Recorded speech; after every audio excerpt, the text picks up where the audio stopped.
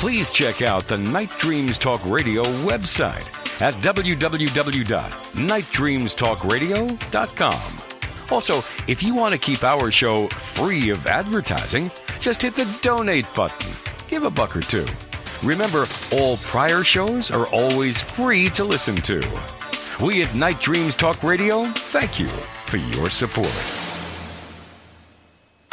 Yes, we do thank you for your support out there in Night Dreamers land. Thank you very much, folks, for joining me tonight. This is Michael W. Hall, your old paranormal lawyer, coming to you live from some undisclosed location here on the West Coast. Let's just put it that way. I've got a guest coming on in a few minutes. We can talk further about that, but this is a great night tonight. We have some really great guests on the show.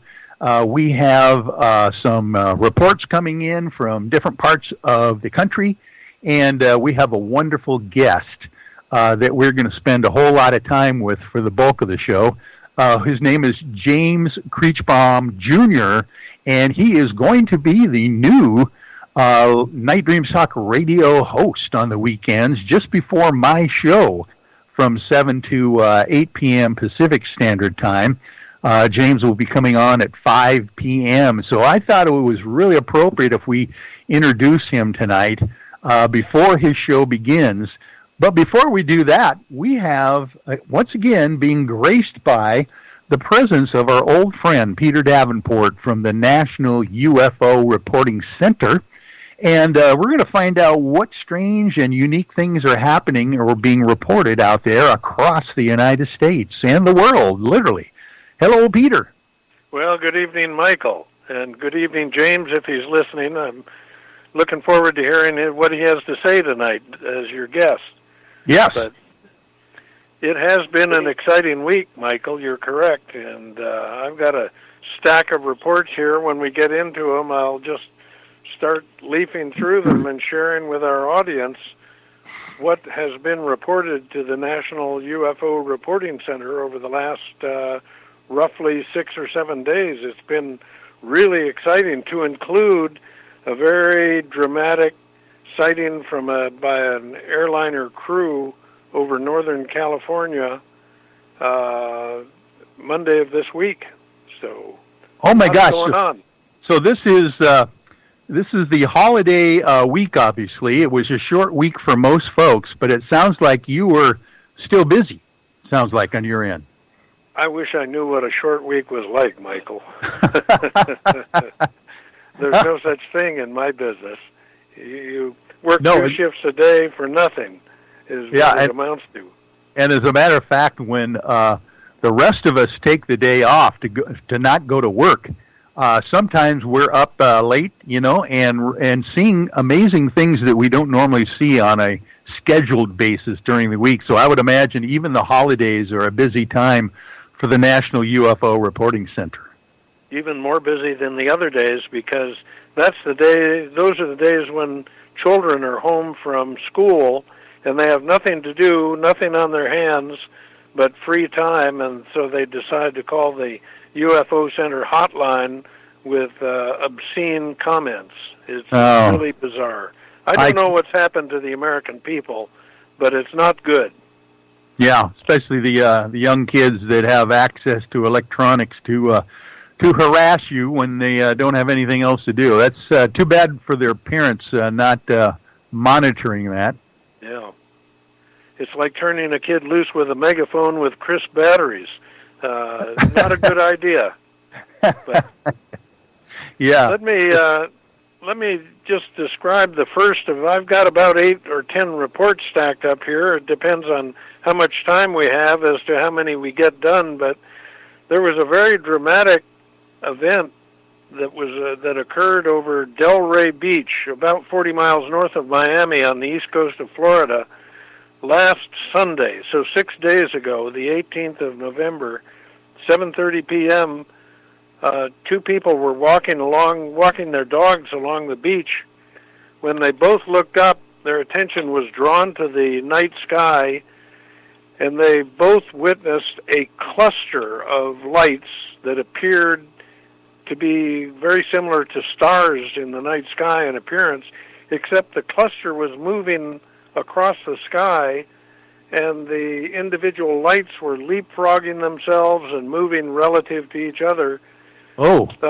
At first, they wondered whether they might be high-altitude migratory birds, say pelicans or seagulls, but they were nothing like that. They appeared to be self-luminous, and they suddenly changed the direction they were moving, accelerated to a much faster velocity, and disappeared over the western horizon. Very convincing report, and I talked to the witnesses, both very, very convincing and very mature, eloquent-sounding people. Very nice report. Wow, and again, I need to reiterate to the folks that are listening out there, you actually do call these serious-minded reports or call these witnesses back and actually talk to them many times. Is that right? When I have time to do so. Usually they start by calling the hotline, so I talk with them before we see the written report in most instances. Some people follow the instructions. Hard to believe they actually follow our instructions and submit a written report before they call the hotline, but we're getting a lot of very credible, very convincing reports from seemingly credible witnesses. The second report I would like to share with our audience comes from Oologah, Oklahoma. It's about 20 miles northeast of Tulsa. It's interestingly very close to the birthplace of Will Rogers, just a few miles from where he was born. But a gentleman writes, and this report, both of these first two reports are posted to our website so people may read them if they wish. A gentleman was on the roof of a customer's building, presumably doing some roofing work, and the customer yelled up to the man on the roof, "What are those objects?" And they both looked up, and there were 4 white objects. Initially, they appeared to be circular or spherical, but they quickly realized that they were disc-shaped. The sighting lasted only about 20 seconds. 4 white spheres moving across the sky from north to south east of Oologah, Oklahoma. They were in a formation. What makes the sighting very interesting, Michael, is there were 2 on top, 2 on the bottom. The 2 white spheres or discs on the bottom of the formation were leapfrogging one another. One would streak over the first one and slow down. The second one would then accelerate and overtake the first one. Very interesting sighting. Probably not migratory birds, probably not white trash bags being carried by. Very interesting event there. Well, and no sound and no contrail, by the way. Oh, I see. Yeah. And doesn't that give an interesting twist to this whole idea of whether, if these are extraterrestrial, whether they have some kind of sense of humor or, willingness to play around with amongst themselves, or whether they're trying to get our attention or something, and don't think that just flying overhead would do the trick. That is just a fascinating report. Yeah, sure is. And I talked to the guy. He's very credible. All of these reports are carefully selected by me based on my conversations with the witnesses and based on follow-up conversations after I've received the report. Third one I'm really looking forward to sharing with the audience, Michael. This is the one that comes from the captain and first officer or co-pilot of a major airliner. It was over Avenal, California, which is northeast of San Luis Obispo. This comes from this past Monday. I believe it's 10, I'm reading from my notes, 10:45 a.m. on Monday, the 19th of November. So this past Monday, they were beginning their descent into Los Angeles. They were flying from the north to south, and the captain looked down in the cockpit to start setting instruments to correspond to his slow descent from 35,000 feet. And suddenly a black object flew in front of his aircraft so fast that he did not have an opportunity to even focus on it. It was visible to him only in his peripheral vision. He might have ignored it had it not been for his first officer, who also saw it.